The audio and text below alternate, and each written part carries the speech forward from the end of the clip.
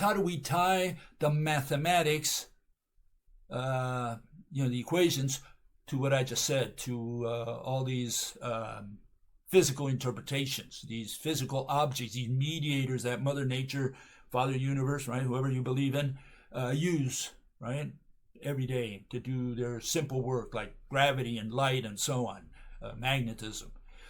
How do we tie equations to them? So now let's look at the equations, okay? And we start with this, okay? Again, let's go slowly. I'm going to try to go slowly today because not everybody understands math. If you had high school math, you'll probably be able to get through the lesson today, the lecture. And I'm going to try to go slowly so that you understand every bit that's happening, okay? So here's the first one, and that's where we started earlier, and that is that we're going to replace the electromagnetic wave with the electromagnetic rope. It's a rope, it's a thing, okay? Not a concept like the wave is, okay? It's not made of, fields and vectors.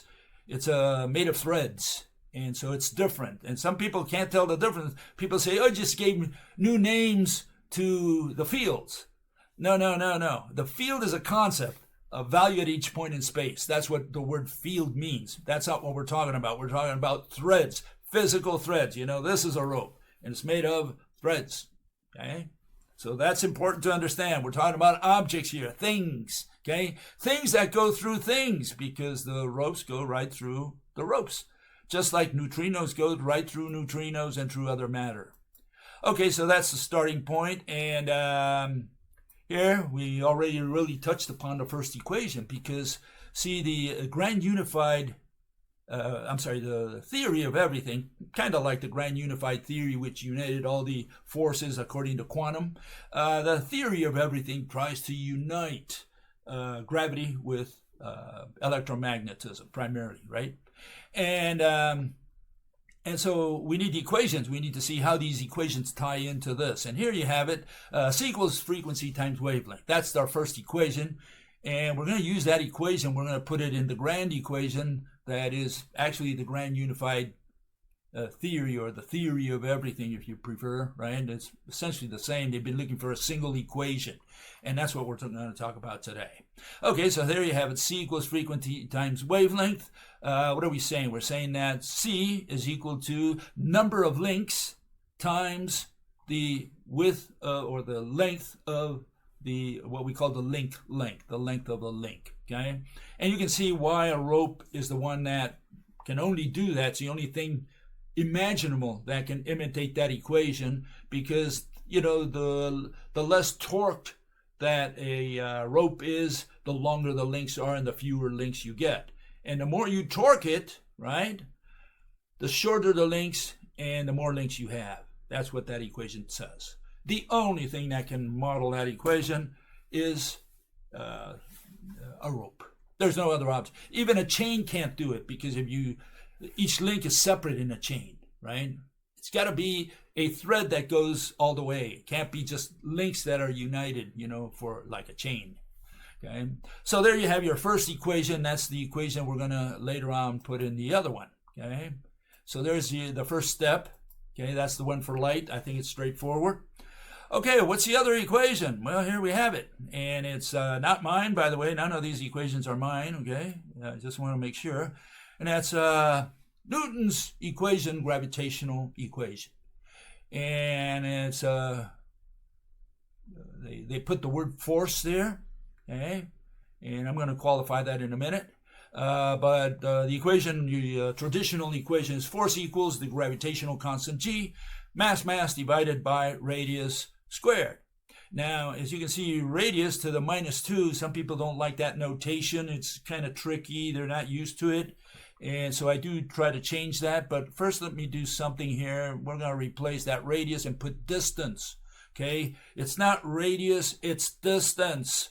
And one of the reasons for that is you have oblate objects like, maybe the moon, Earth. They're not perfect spheres, so you can't really talk about radius. You have to look at distance, okay? So distance is a better word than radius. I discourage the use of radius. But distance to the -2, not everybody understands that, so I like to put it in a different format that maybe high schoolers are more used to, and it's this one. It's mass divided by distance squared, distance at the bottom. Now we can all more or less understand it. If you had high school algebra or whatever, math, right, you'll probably relate to that. Okay, but the big one here is that gravitational constant G. What does that mean? What is that G? And, nobody knows out there. Nobody in mathematics, right? And so we're going to talk about especially that gravitational constant G. And it's equal to this number, this totally crazy number that you see there. What in the world is that, right? Okay, and so people don't understand. They look at it and they say, well, every time we put newtons, the N there, right? Meter squared kilogram to -2, it was on the denominator. With that value there, 6.67, right? When we put that number, it works. So it's like tautology. Yeah, we put that number because it works, okay? But nobody has any idea what all that means.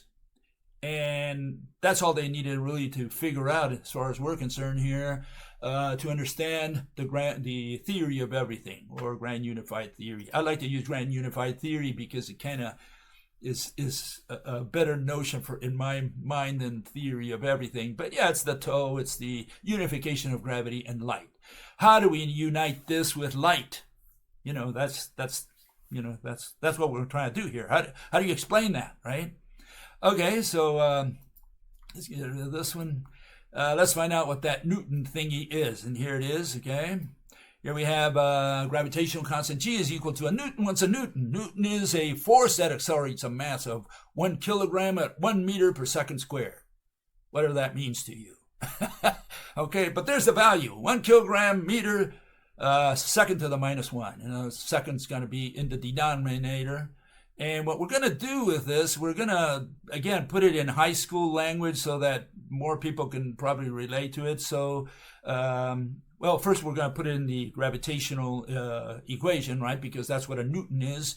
And now we're going to simplify this a little bit so that you can understand the notation that I put in there. Okay, that's what it means. It means little g, right, is equal to 667. Also shorten that. We don't need the 43 there. Over 10 to the 11th, right? We have meter from the Newton and a kilogram from a kilogram squared in the denominator from what you see there in blue. And a kilogram meter is second to the -2. That's what you see there. You have another meter there, and second is in the denominator. The other kilogram is on the top.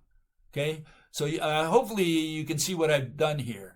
I've taken the newtons, find out what that is, put the newtons in the gravitational constant equation, and then I simplified it so that you can understand it in maybe in the high school notation rather than in college notation, okay? I think a lot of people can relate to it better that way. I mean, if you're a little rusty on math, it might take a little while for you to pick up on it again, but hopefully this is straightforward. Gravitational constant G is equal to meter squared, kilogram over second squared, kilogram squared, and we got that from the newtons, which was part of the gravitational constant G. Okay, so far so good. I hope no one's lost. Okay, we're going slowly here. Sorry, some people might be yawning, but I got to go slow for the people who are not as familiar with this equation. That's what we're trying to do here. We want to explain how this relates to the unification of light with gravity. Okay, so what are we going to do next? Well, we're going to take that meter, the meter squared, and we're going to unite it with the other meter there. We're going to, let me do this here, what I call meter cube, right? So we're going to put this meter squared in meter, right? And that becomes meter cube. So I've just simplified there a little bit so that you can see that we united those two meters. That's all I did. Some people might say, well, you can do another simplification here, and that is you have kilogram over kilogram squared. We can scratch out, right? Let's see if we can do that here, show it. We can scratch out those 1 kilogram with kilogram squared, right? We're not going to do that. we're not going to do that because we're going to lose information that we absolutely need. We need those 2 kilograms there. They were there, we're going to leave them there, okay? So no, we're going to remove the simplification. In fact, we're going to be unsimplifying the equation as we go along, because unsimplifying the equation allows us to visualize how gravity relates to light, okay? That's what we're going to be doing here, okay? Okay, so there we have it. Let's take this out of there and begin anew. This is where we ended up with. We ended up with this, okay? Force equals to that strange number there, their strange units. Mass over distance squared. What we did is put the gravitational constant G, which is the segment that is in blue, the factor there that is in blue. Okay, we're going to try to analyze that. What does that mean? What does the mass over distance squared? You have 2 objects separated by distance. That's how simple it is. No biggie. A child 5 years old can understand what's in yellow there. The problem is understanding the blue part. Okay, that's what we're going to do next. Okay. And so what do we do? Well, the first thing we got to do is replace that word force, okay? What we're looking at is weight, okay? That's what we're looking at. And you're saying, wait, why wait? Why wait? Why wait for weight? Why do we wait for weight? Or why do we replace force with weight? Well, because what you're looking at is that equation tells you how much you weigh or how much an object weighs around the earth, for example. This is just an example, as it falls to earth. Okay, so at different levels, right, it's going to have different weights. Again, weight is location specific. You do not need to move. You do not need to accelerate. Weight is location specific. For any location around the earth, you have weight. Whether you weigh yourself or not, you already have weight. There's different weights at different distances from the center of the earth, or center of mass of the earth, okay? Okay, so if weight is a static concept, then we have to replace that not with force, but we have to replace it with tension, okay? Weight is not a force, weight is a tension. Tension is not a force because no one wins the tug of war. And a lot of people have never realized that, but tension is not the same thing as force. Tension is not a type of force. What they're talking about is when you pull the string and they say, well, measure the tension. Here we're not measuring anything. We're going with definitions. Tension means that no one wins the tug of war. Therefore, it's not a force of any kind, either push or pull. Okay? Neither one is correct. Okay? Tension is not a force. And so we're going to replace that weight with the word tension, meaning that we can synthesize this in a single frame of the universal movie, okay? So if we had God's movie there, you know, and it's rolling, all the atoms moving from one location to another, what we're going to say is that tension is, I can illustrate tension in a single frame. I cannot do that with force. Okay, for force, I need at least 2 frames of the universal movie. For weight, I can synthesize that in a single frame, and I can synthesize tension in a single frame because nothing is moving. Okay, so it's important to understand that concept. Okay, so here you have what is force. Force, an influence that can cause an object to change its velocity. And tension does not change anything. Tension means the game is tied. No one wins the tug of war, okay? Whether push or pull, by the way. Okay, and that's why we use this notion known as the little tool that I created, known as the universal movie. And a single frame in the universal movie, right? If you take a snapshot of the universe, God's camera, all you see is every atom in the universe, wherever they are in a given location. So you took a snapshot of the universe. You're outside the universe somehow, next to God, right? Or Father Universe, Mother Nature, whoever you want to say, believe in, right? The devil, maybe. You take a snapshot of the universe. What you will see is every atom in the universe at a distance from all others. That's our universe. That's how simple our universe is. Of course, you have to unite them because, as we said earlier, Mr. Muller from Berkeley University says that every atom is connected to every other atom. And if they're connected, there had better be a physical object between them, a physical mediator, physical agent, right? For otherwise, you're doing action at a distance, which is the scientific term for black magic, for witchcraft, voodoo physics. So no, you can't do physics without objects. You need objects, and if every atom on Earth is pulling on every atom of you, then there had better be a mediator that you cannot see or touch, and that goes right through another one of those mediators. Okay, so we have here the universal movie. What's the problem with what we just said concerning weight? Well, here we have acceleration. Acceleration is a dynamic concept. You can't have acceleration in a single frame, okay? You can have velocity in a single frame because it's the derivative of acceleration, but even velocity requires the notion, the definition of velocity is motion. So you need two frames of the universal movie. So that's why motion is at the bottom, right? Because it is a dynamic concept. You need at least two frames as shown by the little gray area there, right? You need two frames at least. Whereas for the static concepts such as object, distance, location, existence, all you need is one. You don't need two frames. There's no motion involved in the definitions of those words. Okay, and so where do we put weight? Well, weight, hopefully we put it at the top there. Okay, weight is a static concept. You have weight anywhere around the Earth, right? If you're an astronaut falling on Earth, and we took a snapshot at a given point in time, we should be able to illustrate weight. How do we illustrate weight under the rope model? Well, all the ropes converging upon an atom. The farther an atom is, the ropes come together. The closer an atom is, the ropes fan out. And that's the acceleration of gravity. You need several frames to see that acceleration. But for weight, single frame. Okay? So here we have an astronaut, right? And he's falling to Earth. And he's got weight at different locations. Okay? So maybe far away, he's got 25 kilograms, right? And close by, he's got 50. And so what we're saying here is that, yeah, all those atoms of his body are bound, are connected, physically connected to every atom on Earth. Okay? As he approaches, the ropes fan out. Okay? That's what we're arguing here. That's the theory, right, that we propose here. And so here we have, so we're going to replace weight with tension, and here it is, okay? Tension is equal to that strange number there, strange unit. The number's not so strange, but the units certainly are, the blue ones. We're interested in the blue ones here, right?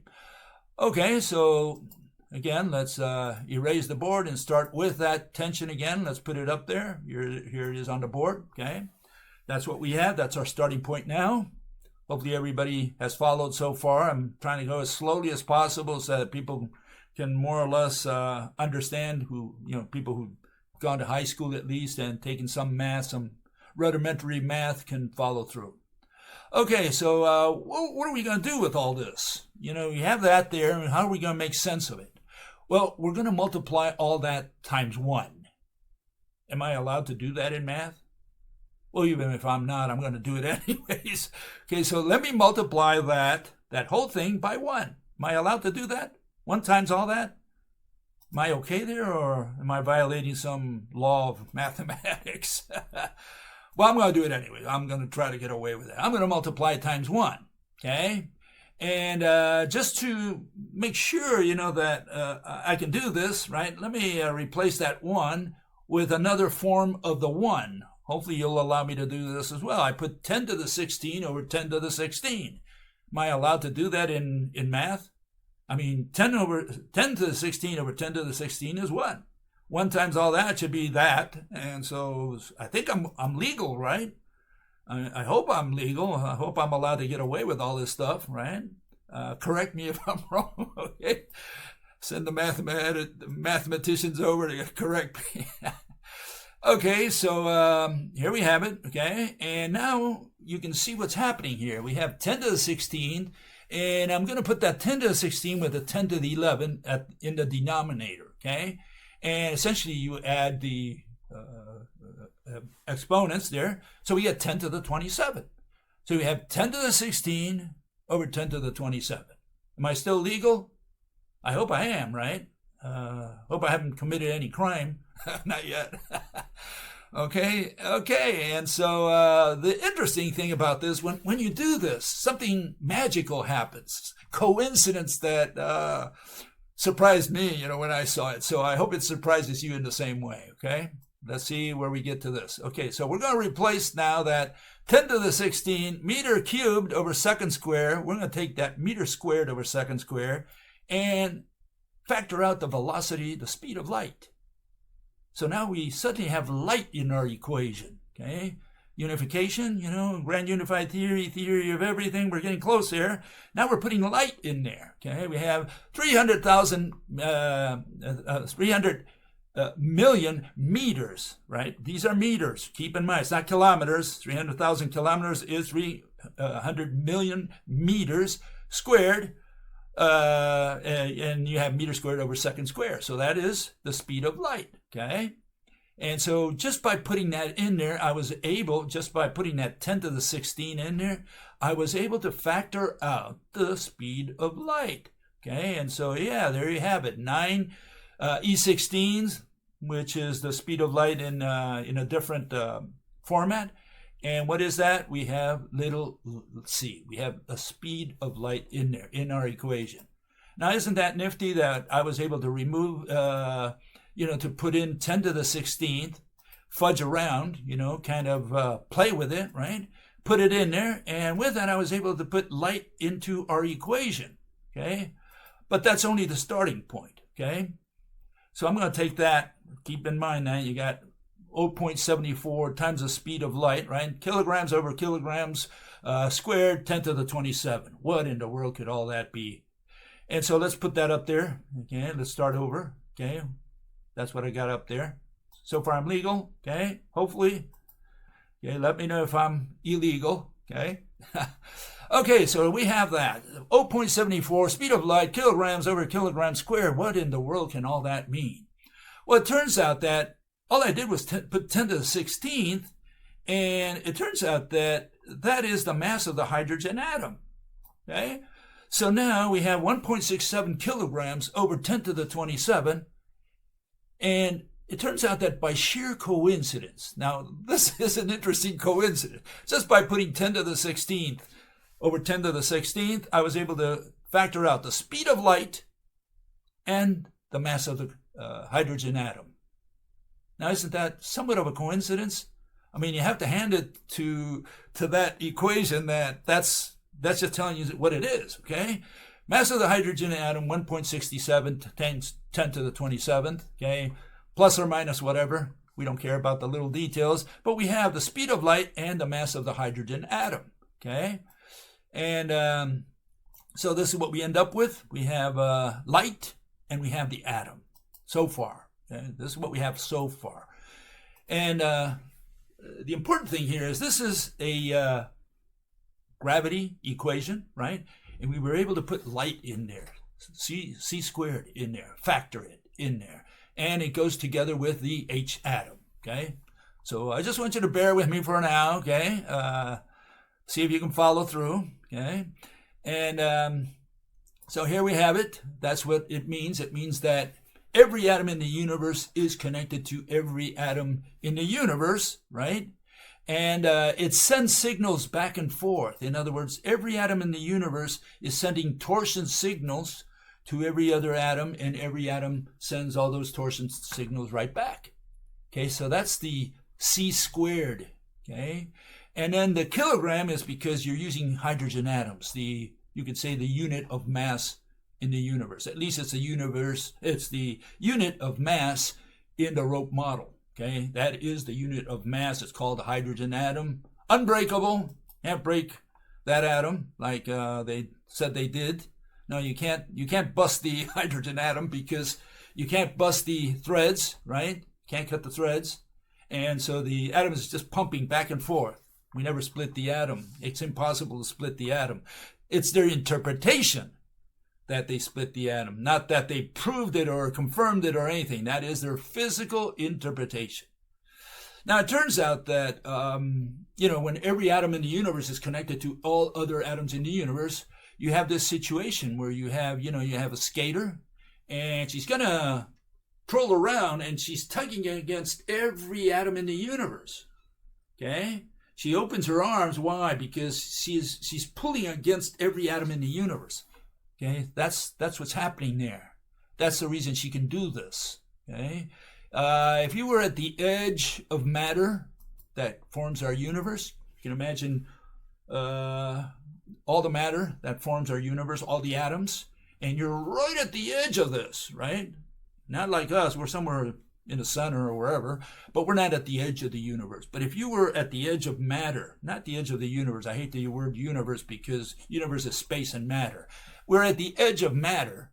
Well, you have all the matter behind you, but not in the opposite direction. There's nothing there pulling on you.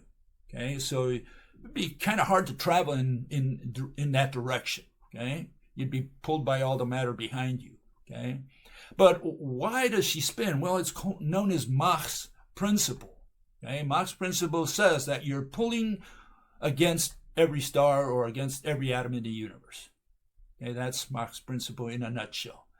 Okay, so here we have the motion of two atoms bound by the electromagnetic rope. And again, this is our model, our basic model.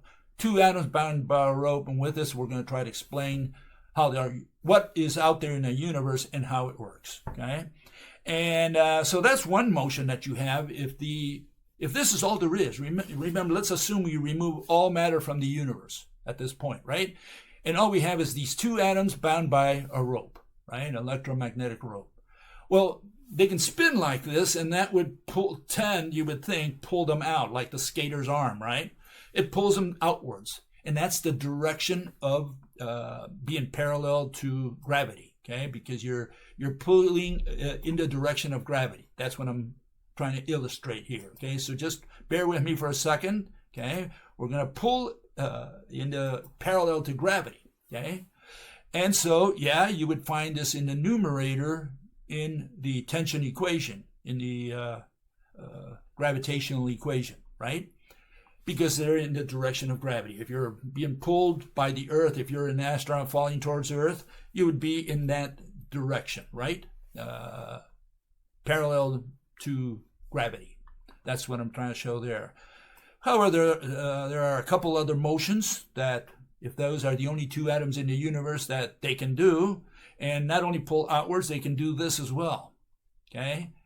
And this is not a linear pull like you had just a second ago with all the atoms just pulling outwards, right? Because they're scrolling around each other, right? Here we're saying that, look, what you're looking at there is a twirling motion. And this twirling motion is a squared notion because you're drawing a circle. You've got a plane there, right? And it takes away from the pull of gravity, which is in the direction parallel to gravity, right? This is perpendicular really to gravity. And so, yeah, we're going to find this in the denominator. And that's what we're saying that this is happening here. You have the kilogram squared again, okay? They're rolling around, right? Orbiting kind of around themselves, right? But the issue here is that this is what we have. We have Mach's principle there. We have the perpendicular direction, and we have the parallel direction. Parallel is in line with gravity, and the perpendicular one, which is a squared function, factor, should take away from gravity. So it should be in our denominator. Okay, so that's what we're trying to represent here. And what this takes us is to Mach's principle, which is what we replace the kilogram squared at the bottom with the kilograms on the top from the H atom. Okay, so now we have Mach's principle in there. That's essentially what that equation is representing. Okay, and so again, let's start with Mach's principle. Let me get rid of this. When we put this back up here. Give me a second. Where is it? Okay, so there we have it. Light times Mach's principle. And we still have something left over, which is that 0.44 meters. What in the world is that? And we're trying to figure that out. And it's got to do with light, okay? And let me show you why, because we have this. We have the universal amplitude of the wave. Remember, a rope or a wave, doesn't really matter, has three features. Has frequency, wavelength, and amplitude. Okay, aside from the fact that there's a invisible axis along which a taut rope lines up through. So we can draw through a very taut rope. You can draw a line right through the center of the rope. Okay, an axis. Okay, but the important parts there are the amplitude, the link lengths in the case of the rope, and the number of links. Those are features of a rope. Okay, so that's what we say is the 0.44 meters, because that belongs to the light portion of the equation. And here we're going to synthesize and say, look, we're going to replace the little c there by frequency times wavelength. Hopefully I'm allowed to do that, right? Because that's what the little c is. And remember, it's a constant. So this gravitational constant has to be made of constants. And we're saying we have two constants there. One is the mass of the hydrogen atom. The other one is light, okay? The frequency times wavelength. And then we have the average wave, amplitude of the wave in the universe. You say, can that be possibly true? I mean, here you're talking about, you're talking about this. You're talking about, let me get this one out of there for a second. Okay. You're talking about this. You're talking about a rope, but a very thin, you have to imagine this extremely thin, unimaginably thin rope, right? And you're saying, hold it, this thing stretches out half a meter, 0.44, half a meter? How can that possibly be? And if you say, well, if you just look at the thread, the two threads, very thin threads, you're saying, well, that's nonsense. There's no way that can possibly be half a meter wavelength. But now let's look at the whole universe. Okay, let's look at a galaxy. You have the galactic magnetic fields, right? And you have these fields that go around the whole galaxy. The galactic field encapsulates the entire galaxy. And so you have this situation where I've illustrated here.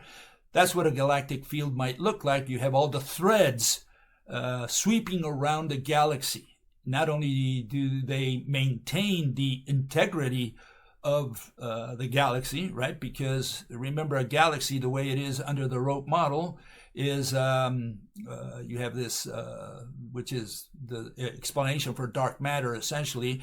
You have a galaxy, all the stars are bound to each other. That's the reason they don't go flying out of a galaxy, because they're all physically bound to each other. Every atom of a star is bound to every atom of another star, of all stars.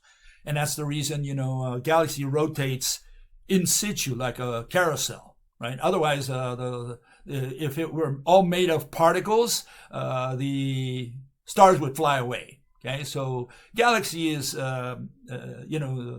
united by all these threads and ropes that interconnect them. So that's the galaxy. The reason a galaxy sticks together also explains dark matter, because the reason that the stars on the outside fly faster or at the same speed as those on the inside is because the whole thing rotates as a carousel. Okay? And why? Because they're all physically connected. It's got nothing to do with mass being put in there or anything like that. Okay, so let's return to this one. On top of that, we're going to put the galactic field, which is something like that. You would have all the threads flowing out the top and coming through the bottom, in this case, right? And that maintains the integrity of a galaxy. So what's the issue there? Well, there you have amplitude.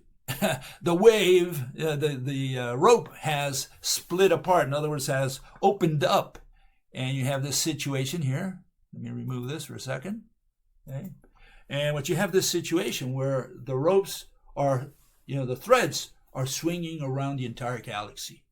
Okay, so some are coming up, the others are coming down, but why? Because the amplitude was increased. And so when you factor the amplitude of all the ropes that make up a galaxy, all the threads that make up the galactic magnetic field, right? Then yes, if you, with that amplitude averaged out throughout the universe, plus all the atoms that are connected through ropes with each other, yeah, you could probably conceivably end up with a number like half a meter, 0.44. And that's what we say is that other factor in there.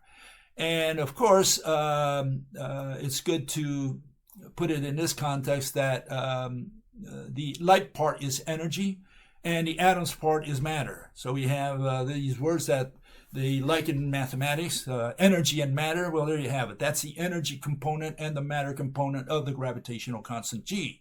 And again, you can see light is represented by the amplitude, the frequency, and the wavelength on the light side. And on the other side, you have the matter portion, which is the hydrogen atom, a constant, okay? And Mach's principle, the fact that, it's not that the atoms are twirling around, it's that everything is pulling from every side on those atoms, from every atom in the universe. That's Mach's principle. You don't have to have motion for that either.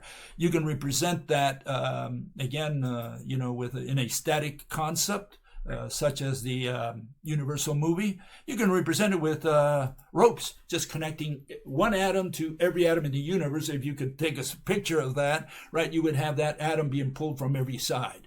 The ones that are parallel to gravity, that's your hydrogen atom. The ones that are pulling outwards, that's the twirl, you could say, if the only things you had in the universe were two atoms bound by a rope.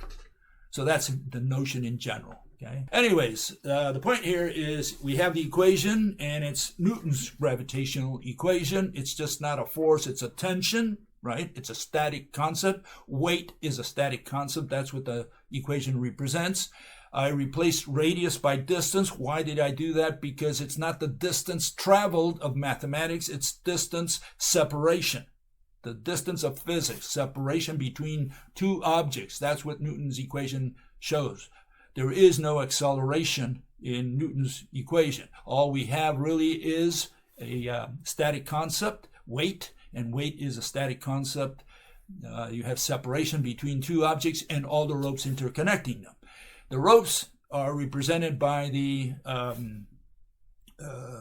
part of the equation that represents the speed of light plus the average amplitude of all waves in the universe, all ropes in the universe. And the other portion has the other constant, which is the mass of the hydrogen atom.